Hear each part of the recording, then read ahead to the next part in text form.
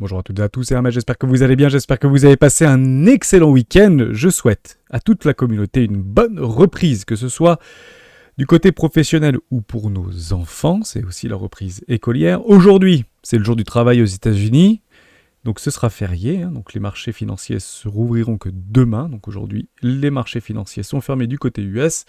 Ça nous laisse le temps un petit peu de regarder comment on va pouvoir se positionner, pourquoi pas agir sur ce marché, ou plutôt contempler ce marché, et on va le faire comme suit. En premier, on regardera les clôtures, parce qu'on a eu des clôtures mensuelles.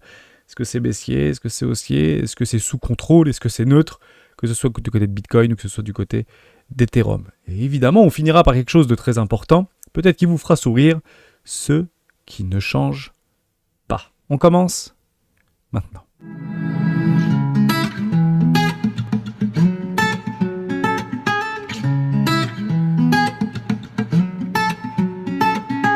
Avant de commencer, je vous invite toujours à rejoindre le Score des Rois du marché. Vous trouverez le lien dans la description. À l'intérieur, une documentation qui s'appelle la stratégie des 4 rois. N'hésitez pas à l'utiliser, vous en imprégner, vous en inspirer pour vous aussi trouver votre propre style d'investissement, que ce soit sur le court, moyen, long terme, voire très long terme. Et si vous souhaitez aller beaucoup plus loin, qui dit reprise, dit aussi reprise de l'académie, avec des nouvelles choses que vous pouvez observer, notamment dans l'onglet annonce du Discord des Rois du marché, si vous souhaitez nous rejoindre pour une formidable année. Je ne serai pas seul, nous serons 5 au total à vous apporter toujours plus et encore plus de valeur, et ce, en one-to-one. Je vous laisserai le découvrir directement sur le Discord et vous avez tous les liens dans la description. Bon, on va parler Bitcoin. On commence par Bitfinex. Alors Bitfinex, c'est extrêmement positif parce que on utilise Bitfinex un petit peu comme un indicateur de whale, si vous voulez, sur des gros portefeuilles qui généralement s'y trouvent. Plutôt un portefeuille ici, enfin plutôt un échangeur de whales. Et si on prend la clôture qu'on avait signifiée ensemble, si on clôture en dessous, c'est plutôt bear par rapport à cette bougie de contrôle. Si on clôture au-dessus, c'est plutôt bull. Si on clôture au-dessus, eh bien, on a sauvé les meubles du côté de Bitfinex. Mais ce n'est pas le cas du côté de Coinbase. Dès lors, lequel on prend? Lequel vous choisissez? On a clôturé juste en dessous de cette bougie de contrôle. Est-ce qu'on part du principe que c'est bear? Est-ce qu'on part du principe que c'est bull? Bon, ma foi. On a donc ici une émotion, confirmée par une confirmation. Dès lors, on attendra quoi? L'acceptation en vue de jouer une accélération. Dès lors, si on regarde les time frames mensuels, on a encore un petit peu de temps avant de pouvoir jouer ces accélérations. Dès lors, tous les déséquilibres, les réintégrations ou les clôtures réintégrées seront à prendre en considération.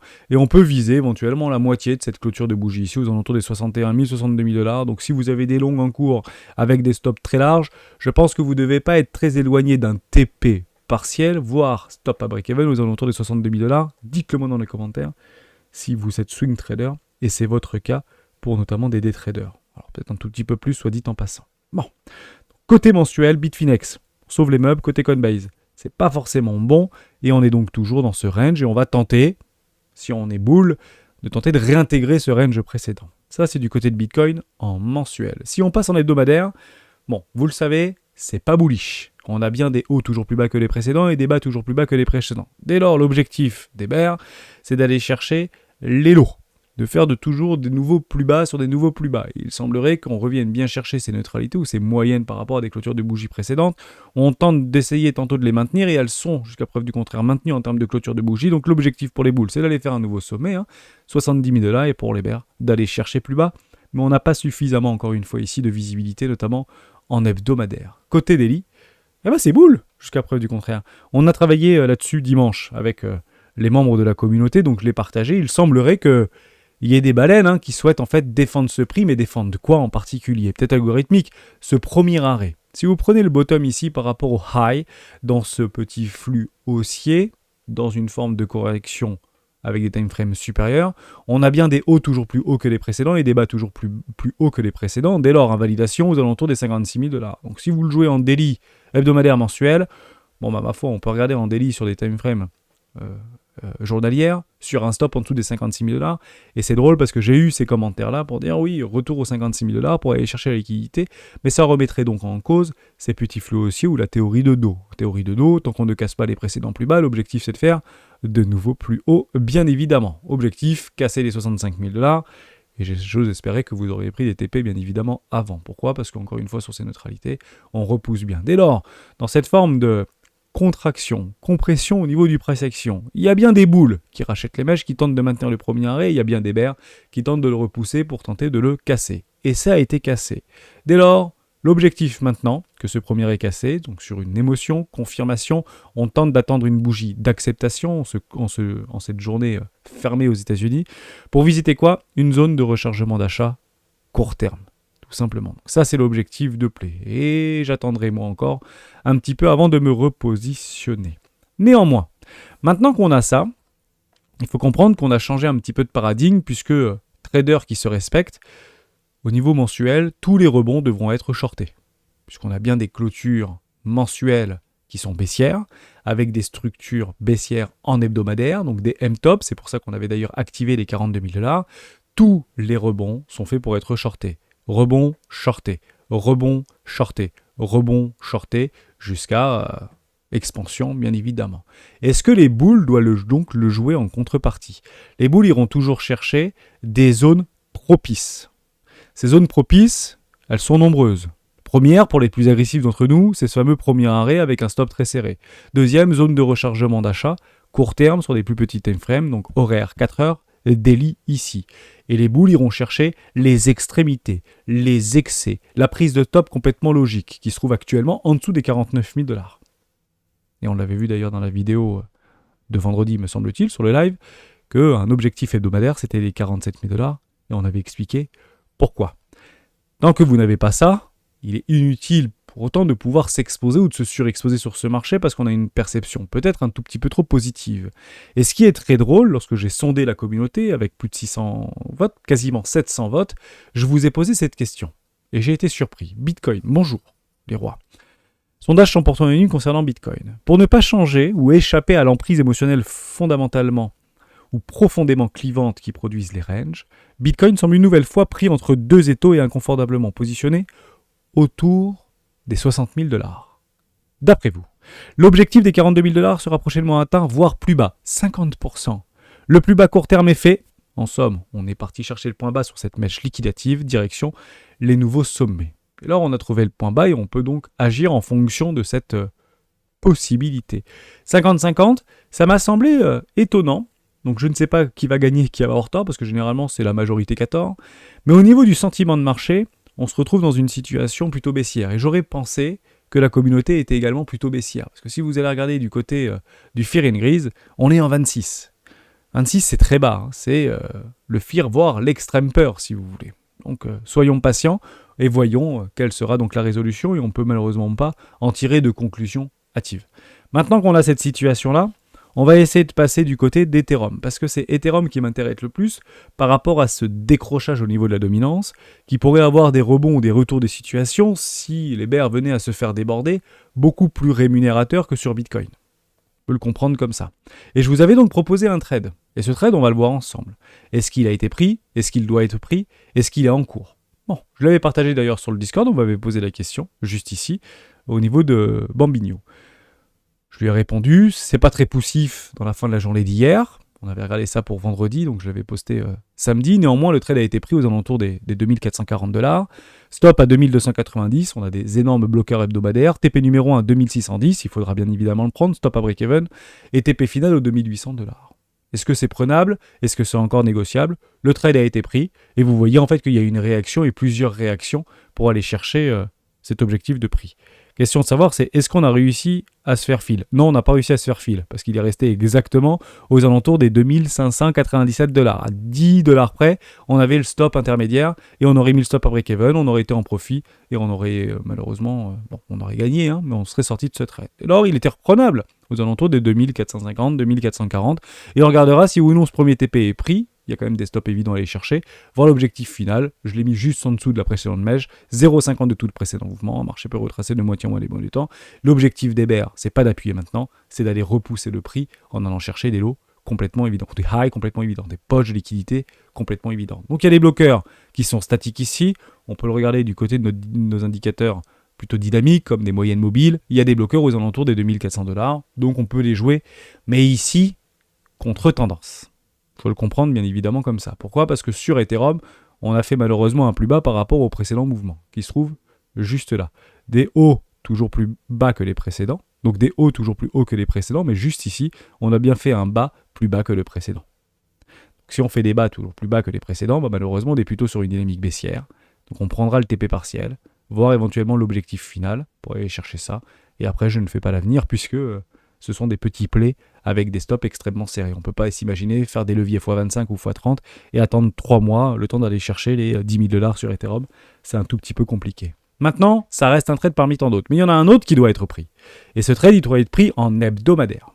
Donc, hebdomadaire, mensuel, journalier. Donc journalier, hebdomadaire, mensuel. Quand on le regarde comme ça, la clôture est très baissière. On a structuré un M-top. M-top sur les clôtures de bougies et sur les mèches. Pourquoi je prends les mèches? Parce que chez les rois, on a pris parti. Et lorsque vous décidez de prendre parti, il faut y aller jusqu'au bout. Soit vous ne prenez pas en considération les mèches, soit vous prenez, et donc vous prenez que les clôtures de bougies. À ce moment-là, vous pouvez passer en linéaire ou en droite, si vous voulez, avec des structures que vous pouvez visualiser. D'ailleurs, si vous faites ça sur Bitcoin, c'est clairement pas très bullish, parce qu'on a même résolu ce triangle de contraction en mensuel plutôt par le bas. Dès lors, émotion, confirmation. Ce que les bears ne veulent pas voir, ce sont des réintégrations pour aller visiter donc les highs. Ce que les bulls veulent voir, ce sont des réintégrations. Et les bears voudront voir des accélérations sur une bougie de clôture, notamment en mensuel. Maintenant qu'on a ça, je vais retourner sur mon Ethereum et on va le regarder ensemble, mais pas ici en line, mais plutôt en bougie. Pourquoi? Parce que chez les rois, on n'oublie personne. Et les mèches, il y a des personnes qui s'y sont positionnées.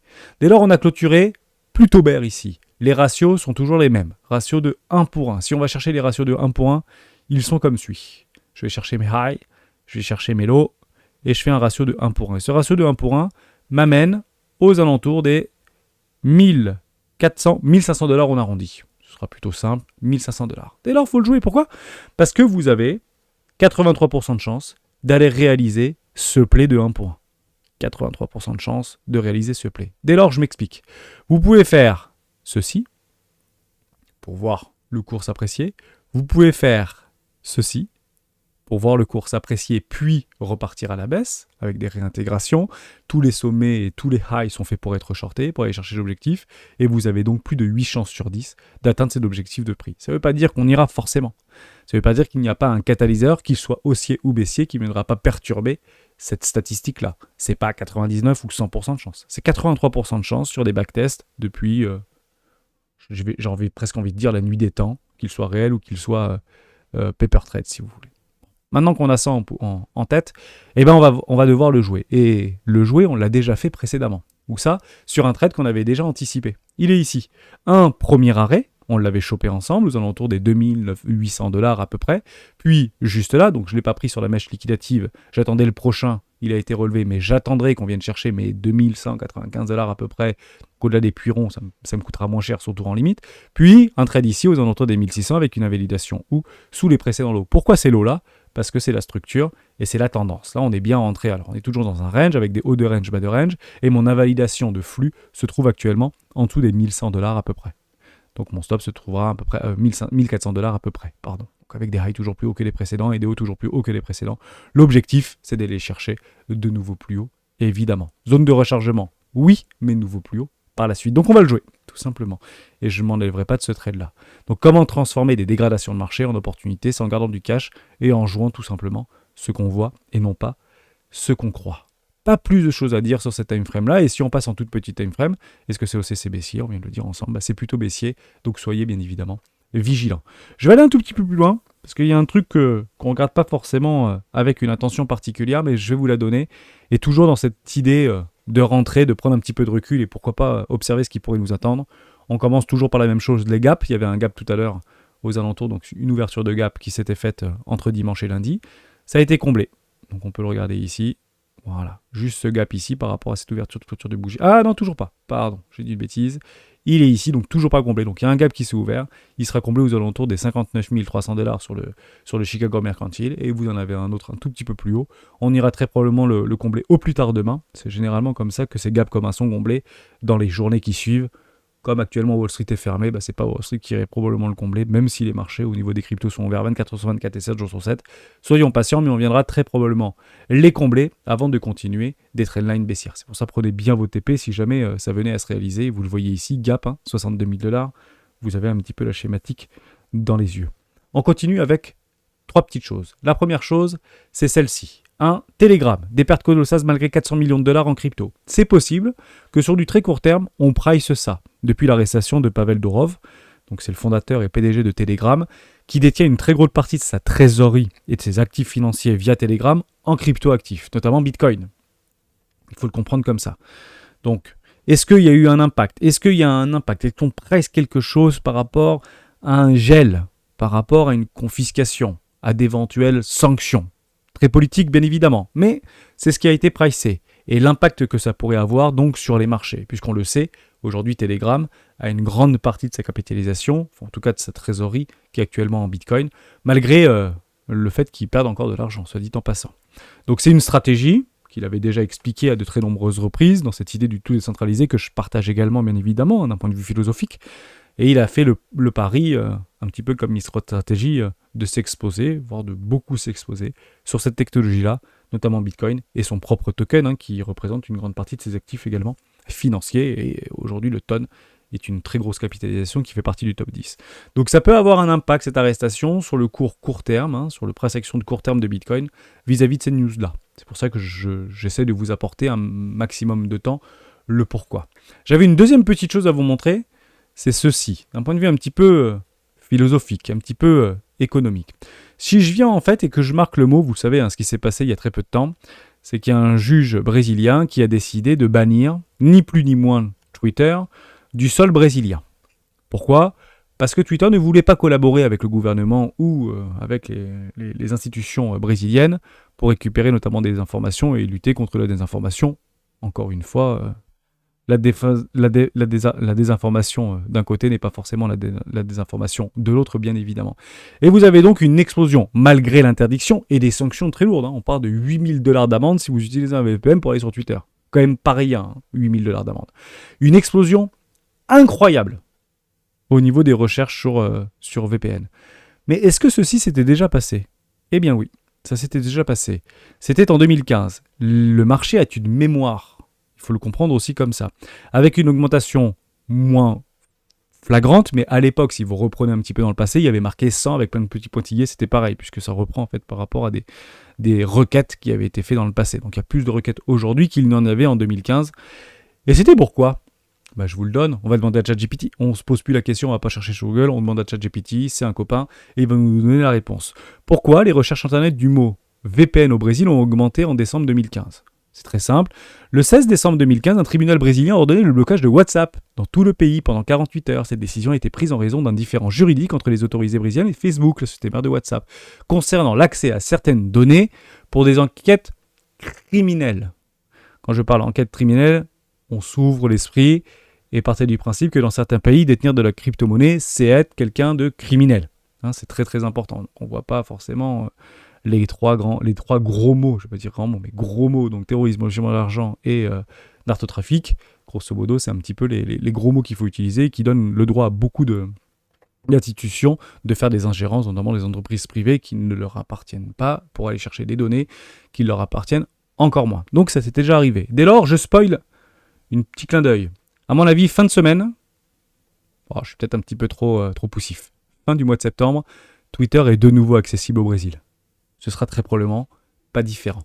Je vous mets un tout petit peu de bon au cœur. J'ai trouvé ça, et encore une fois, le travail de Vivek Katrel plutôt intéressant par rapport à ce qui s'était passé en 2020, puisque je vous fais beaucoup cette cyclicité-là, et on essaie de la temporaliser, 2020-2024. Ça, ce sont en fait les adresses de whales, au niveau des nouvelles whales, qui viennent en fait prendre ce marché, s'exposer sur ce marché. C'est violent. Et c'est violent. Deuxième petite image qu'il nous a proposée, c'est par rapport à la balance de nouvelles adresses, encore des whales de plus de 1000 bitcoins, c'est extrêmement violent. Donc pendant qu'on se regarde un petit peu dans le blanc des yeux, à regarder une forme de range et un biseau peut-être un petit peu dégradé, même si on peut aller chercher sur du court terme des objectifs de prix comme les 40 000 $, 42 000 $, et pourquoi pas les 38 000 $, et pourquoi pas plus bas, et c'est pas très grave, il faut le transformer en opportunité, partez du principe que des grosses mains, des mains fortes, récupèrent ce supply-là.